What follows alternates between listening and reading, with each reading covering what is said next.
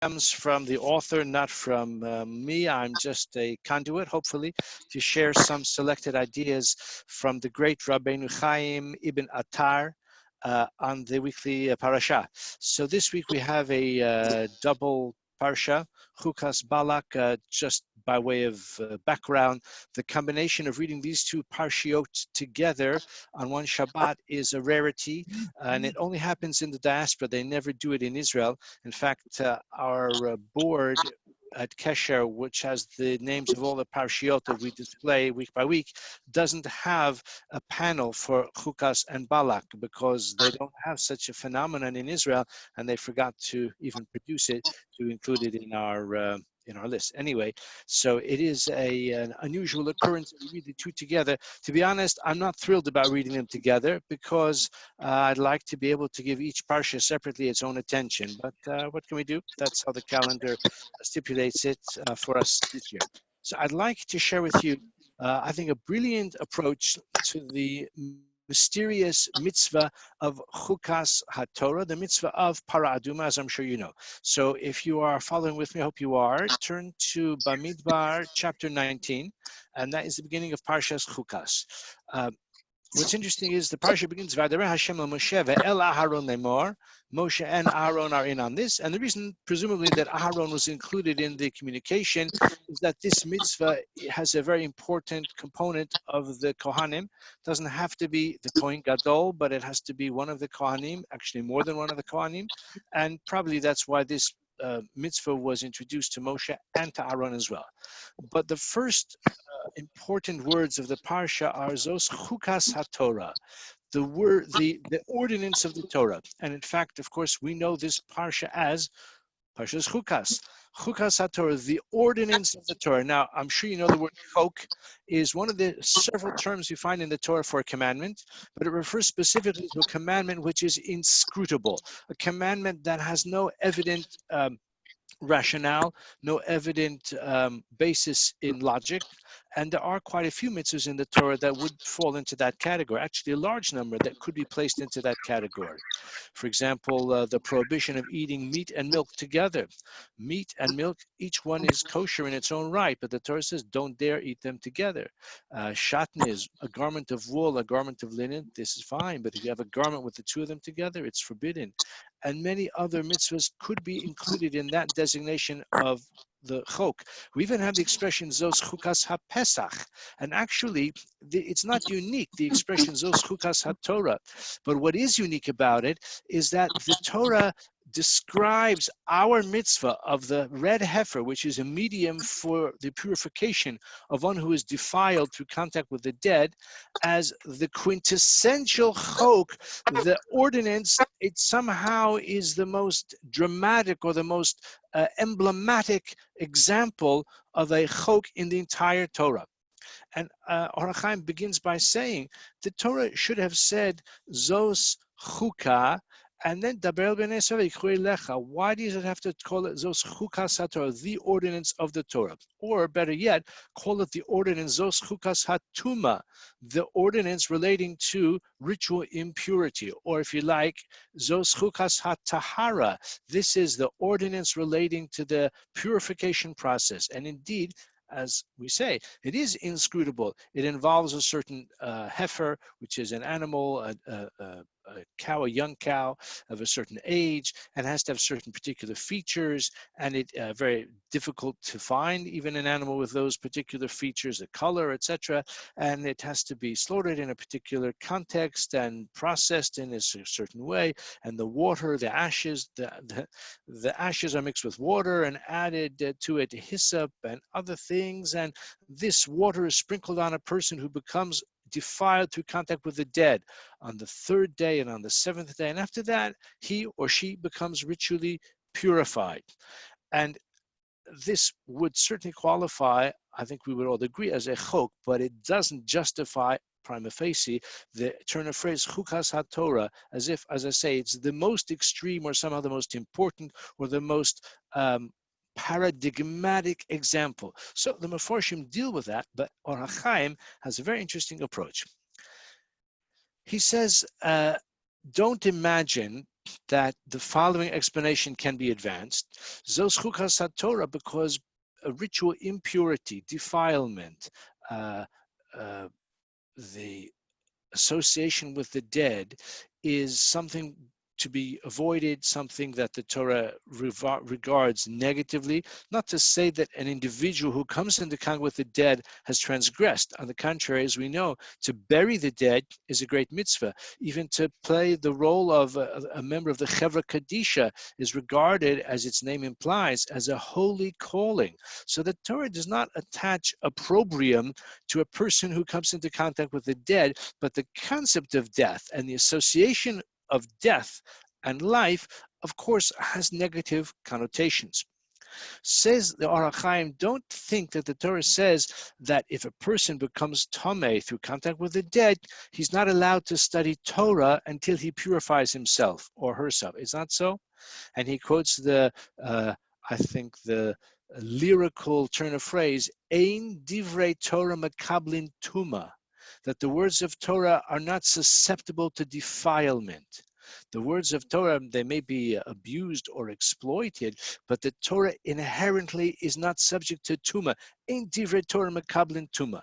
And in fact, a person who does come into contact with the dead is not forbidden to study Torah. He may not go into the Beis Hamikdash. He may not eat consecrated food. I think I mentioned, or maybe I didn't, I mentioned to someone, I can't remember when, that this is why a person who is Tamei Meis is not allowed to ascend onto the Temple Mount. And this is why to do so, putting to one side for a moment the politics of it, is halachically questionable and subject to dispute as well, because we don't have currently access to this water of the red heifer of the paraduma, and therefore a person who is Tamei Meis has no mechanism by which he can become purified. But in any case, such a person is allowed to study Torah. We don't find anywhere the suggestion that a person who comes into contact with the dead, because he or she is in a state of defilement, cannot study Torah. It's not so. Ein divrei Torah mekablim tuma. So why is it called Zos Chukas HaTorah? Says the ha-Hayyim, the explanation lies in the following observation. And for those who have the text with them, I know some of you like to have the text with you as well. So it's the comments in the very beginning of the parsha. And in my edition, it's the second paragraph, although the paragraphs are divided in different ways in different editions. And he says the key to understanding it lies in the observation that a Gentile is not makabel tuma, is not susceptible to defilement through contact with the dead. If a non-Jewish person is under the same roof as a corpse, or even handles a corpse, again, I don't want to be needlessly morbid, but in the United Synagogue cemeteries, some of the staff who work there are not Jewish, and it's difficult work, sometimes unpleasant work, always a bit depressing work, but like we say, machaleben from the taita. Some people make a living from the dead, and a non-Jew who comes into contact with a corpse does not become tamei as a result. It's as if he didn't touch it. It has no impact upon him. Conversely, a Gentile corpse does not transmit, does not radiate tuma, the spiritual defilement, in the same way. There's no prohibition of being under the same roof as well, even for a Kohen, possibly there may be no prohibition being under the same roof as a non-Jewish corpse. And as I said, a Jewish person would not become tamei as a result. Says the ha-Hayyim, the reason the Torah says that we have the expression Zos Chukas HaTorah is because the institution of tumas meis, of ritual impurity, is a consequence of the Jewish people receiving the Torah. It's only the Torah that imbues the soul of a Jew that causes that very soul to be susceptible to tumah through contact with the dead. And the other side of the coin, it's only because the Jews have received the Torah that when, after 120 years, the soul leaves the body becomes a source of tumah. It's only because of the Torah. That's why it's called Zos Chukas HaTorah. It's the exaltation of the Jewish soul, which means that the departure of the soul causes the the corpse to be a source of tuma. He says this is why the Torah calls it Zos Chukas HaTorah, and he illustrates his point in the following way. He says that by way of analogy, he says that if you have two containers and one is full of honey and the other is full of filth, and that the second one is malodorous and distasteful, and the first one is full of honey, very sweet and very alluring, very appealing, very attractive, very sort of enticing. In any case, you take that, you empty each of them and you put them outside the container that had honey in it before and the container that had in it detritus before, which is malodorous and you can't wait to get it out of the house. He says, which of those two containers is going to attract flies and maggots and these kinds of disgusting creatures? I hope we don't have any entomologists in the group who love little insects. Some people do, but most of us, we don't regard them with that much favor. But in any case, it's just a natural phenomenon, but he's using it as an illustration, as a metaphor. He says the one that used to have in it, detritus that you dump out, yeah, it will probably attract a few flies as well. But the one that had honey in it, that's going to attract a whole swarm of insects. He says in a similar way, a soul, a body which contained within it a holy soul, when that soul departs, so the vacuum, the spiritual void which is left, becomes like a magnet for all the negativity, for what he calls the ruchanim hashvelim te'evim lihidabek bahem. Because the Jewish people received the Torah, so for that very reason, they are like besieged, or they are almost, they attract these negative forces, which the Torah sort of keeps them at bay. But when the soul has left the body, so the body, so to speak, metaphorically, hosts these negative forces of the Tumah. This is why he says it's called Zos Chukas HaTorah. And he illustrates his point, or he proves his point with an interesting observation. What if a convert, that is to say a Gentile, maybe an idolater, forswears idolatry and decides he's going to become Jewish, and if he comes to the London Beth Din, then we have to fast forward a few years before he's ready to convert. But in any case, the time arrives, lo and behold, it's the 14th of Nisan, it's Erev Pesach. And on that very day, he is circumcised and he immerses in the mikveh, and now he's a Jew. Can he eat the Korban Pesach that evening? Can he eat the Korban Pesach? So it's very interesting. The Torah says that in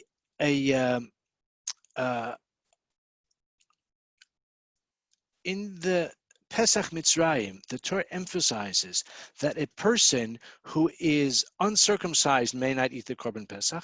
A person who is ben nechar, he's an idolater, he may not eat the Korban Pesach. But there's a third qualification, a third exclusion of someone who is not allowed to eat the Korban Pesach. Very well known, the Torah mentions it explicitly. What is that? Who can tell me? Turn off your mute. Who can tell me what is the third exclusion of someone who is not able to eat the Korban Pesach? And in fact, in the parsha of a couple of weeks ago, we have an account of how some people were excluded for that reason. Who can tell me? Well, someone who's Tumas Hameh. Of course, that is our subject. Very good. Someone who is Tamei Mace, someone who has come into contact with the dead, is not allowed to eat the Korban Pesach or any other kachim as well. Says the ha-Hayyim, why doesn't the Torah mention in Pesach Mitzrayim that a further exclusion is also someone who is in contact with the dead? The Torah doesn't say it. The implication is that even at that time, when the Jewish people were in Mitzrayim, that even the person who was Tmei Mace is allowed to eat the Korban Pesach in Egypt. That is to say, the very first Pesach. What happened between the first Pesach and the second Pesach?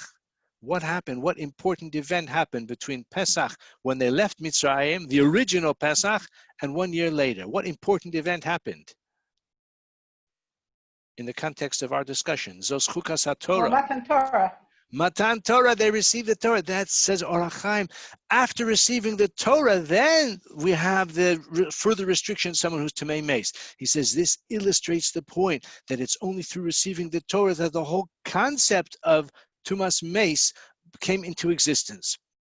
And that's why, going back to our convert, he says the person who becomes Jewish on Erev Pesach, he says it seems that according to Torah law, he brings a raya from the Rambam that it seems according to Torah law, he would be allowed to eat the Korban Pesach that evening, even though, what if that same morning, for example, he came into contact with a corpse, or the day before that? Remember, it takes 7 days. That's the problem. It takes 7 days. In addition to the water of the Para Aduma, it takes 7 days.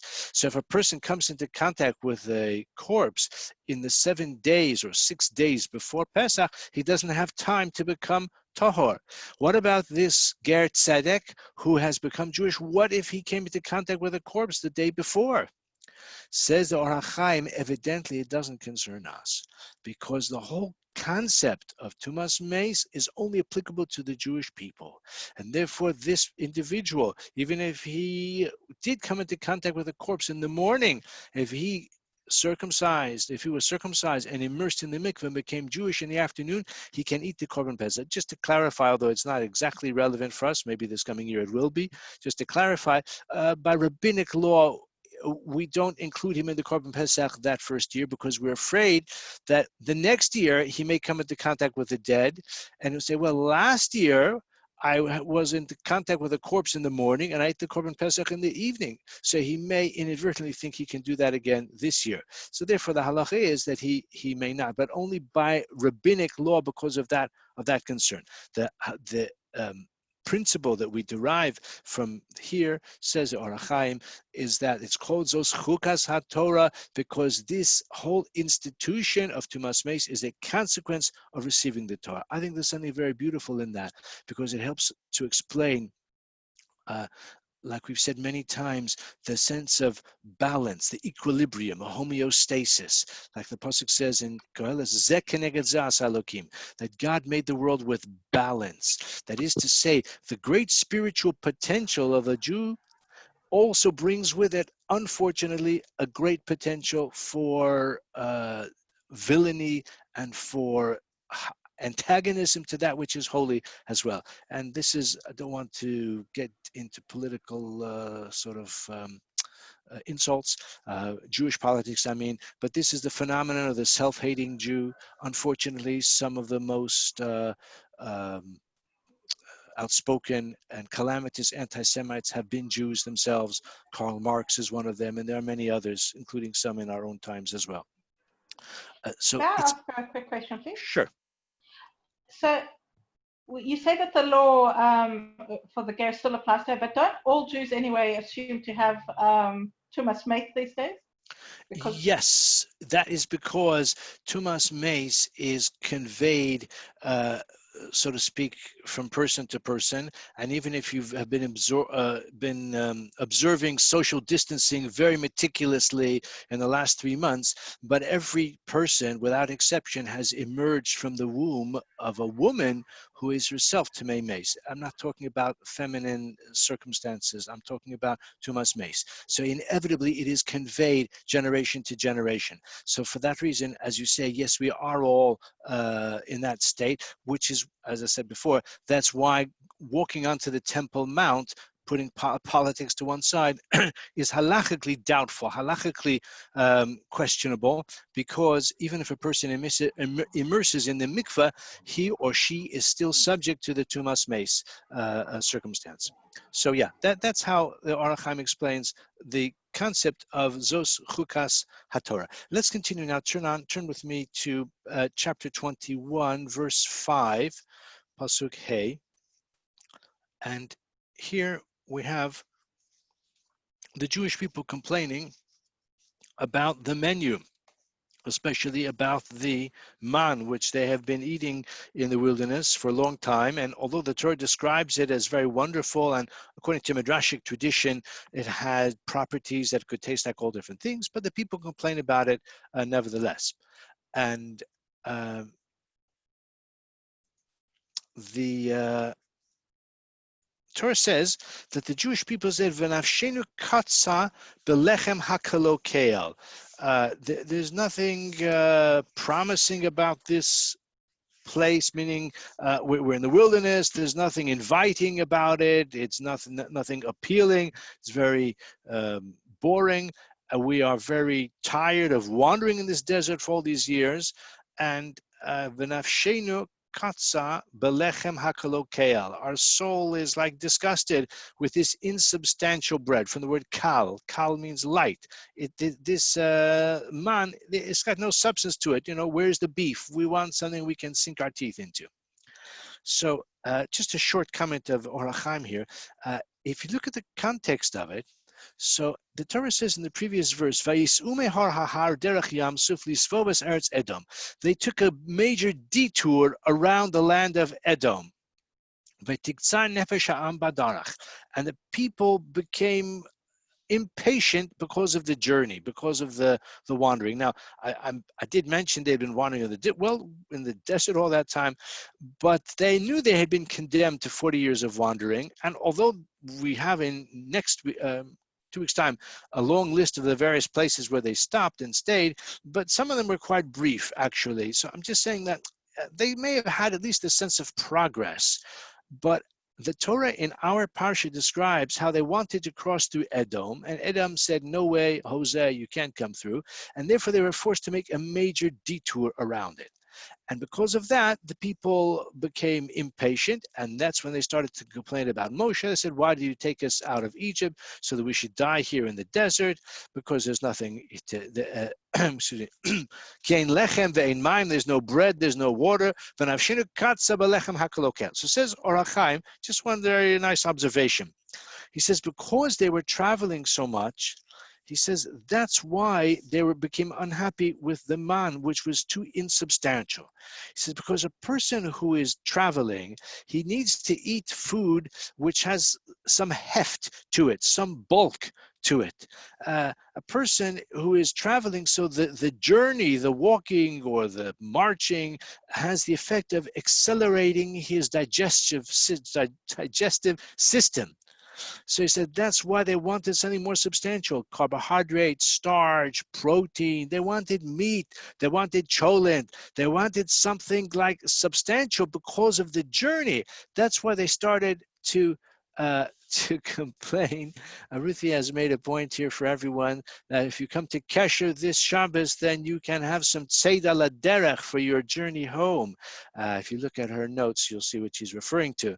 So that's what they were saying. Because we're traveling so much of this long and unexpected detour, that's why we're unhappy with the man suddenly. That's why specifically here they complain and they say the man is insubstantial. By the way, this is why your trainer will tell you that it's not good to go to sleep right after you eat the Shabbos dinner, Shabbos lunch. Much better to go for a walk, because when you go for a walk, so it's better to digest the food. If you go to sleep right away, then it's not good. This time of year, unless you like midnight walking, it's not so easy to accomplish that by the time you finish dinner Friday night.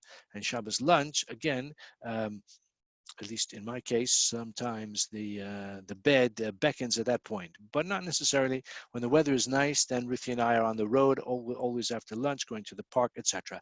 But seriously, ha-Hayyim says that that's what the Torah is alluding to here, that the journey facilitates or accelerates the system of digestion, and that's why they wanted some substantial food. The man was going through their body too quickly, and they were getting weary from the journey as a result. Finally, I'd like to ask you to turn with me to Parashat Balak, the second half of our Torah reading for this week, as we mentioned earlier, and it's chapter 23, verse 10. Now, this is towards the end of the oracle of Bilam, who has tried, of course, repeatedly to curse the Jewish people. to his great frustration and the frustration of his patron as well. And there, ha-Hayyim takes up the question of the meaning of this phrase, Tamos nafshi mos yesharim. May my soul die the death of the upright. Like Mesilas Yesharim, the path of the upright, or the path of the just. Sometimes Yashar literally means straight, upright. So ha-Hayyim has a few approaches to this, and the one that I like to appeals to me especially is the following. He says that Bilam expressed the hope. Why does he ask to die the death of the upright? Why doesn't he ask to live the life of the upright? Of course, it's not difficult to understand why, because he doesn't really want to live the life of the upright. He's corrupt. He is a scoundrel. He seeks great opportunities for wealth, for self-gratification, even of a debased form. He's greedy, he's selfish, he's egotistical, he's misanthropic. He doesn't want to live the life of the upright, but he does ask to die the death of the upright. Says ha-Hayyim, very interesting thing. He says that at the time that he's of his death, when he's on his deathbed, shebeshas dichducha shel maves yashar. He says, you know what? However I live, that's my business. But I would be nice if I die the death of the upright. Says ha-Hayyim, a very interesting thing. He says that a few wicked people have said to me, if we knew when we're going to die, then we would do tshuva just before. The problem is I don't know when I'm going to die, and I can't endure a state of teshuva for weeks or months or years. So if it was just like for a few minutes or an hour or two, that I could cope with. But because I don't know when I'm going to die, that's why I don't want to do teshuva, because he used an interesting expression. He says, Kidvar melech alehem, because they are subject to the ruling of the king. Which king? Melech zaken uksil rachman letzlan, an old and foolish king. That's the Yetzer Hara. The Yetzer Hara is called old because he's been with us from the first moment when we drew our breath. Certainly from the time when we became morally accountable and responsible. So that's Melech Zaken. So he says, so these people have told him, he says, that we can't do tshuva because it's too difficult. But if I knew when I was going to die, then I'd take advantage of doing tshuva. That's what Bilam says here as well. He says, Tamos nafshi mos yesharim, I'd like to die the death of the upright. It's interesting.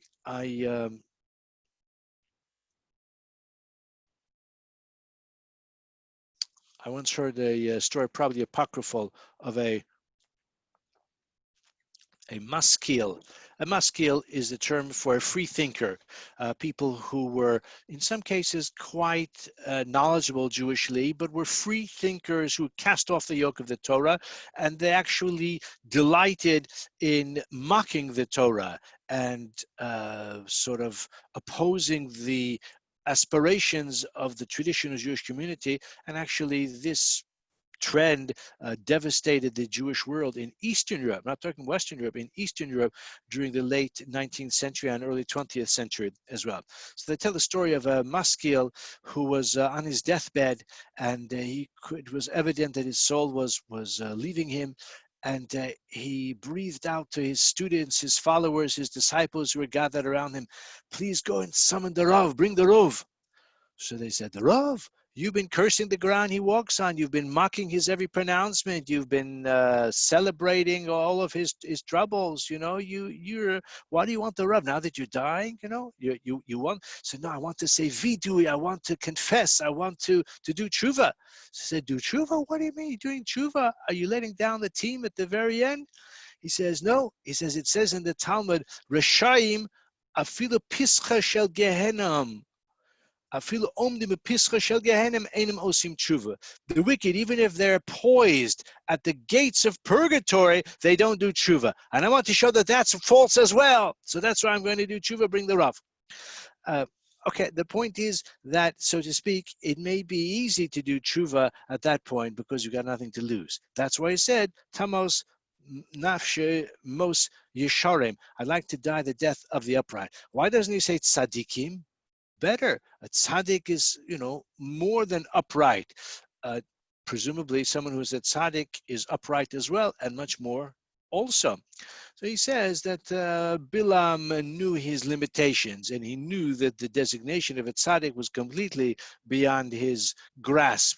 But he said, at least to die upright, that I would like, that I would desire. Of course, in the end, he did not achieve that. On the contrary, Or Chaim also makes that suggestion. Maybe one can interpret his words as meaning, Tamas nafshi, I would like to die at the hands of the Yisharim, at the hands of the upright. And actually, if that's the case, meaning if that was his intention, that was achieved. That was a stroke of prophecy, because indeed, as the Torah describes later on, he did die by the sword when the Jewish people wreaked vengeance against the Midianites. So actually, he did die through the hands of the Yisharim, so that was achieved. But the idea that he himself should be Yashar, that's something that he was hoping for, for his death, but he did not achieve that either. Being such a villain, he was not worthy of that end either. So thank you very much for joining us tonight, and I wish everyone a wonderful Shabbos, and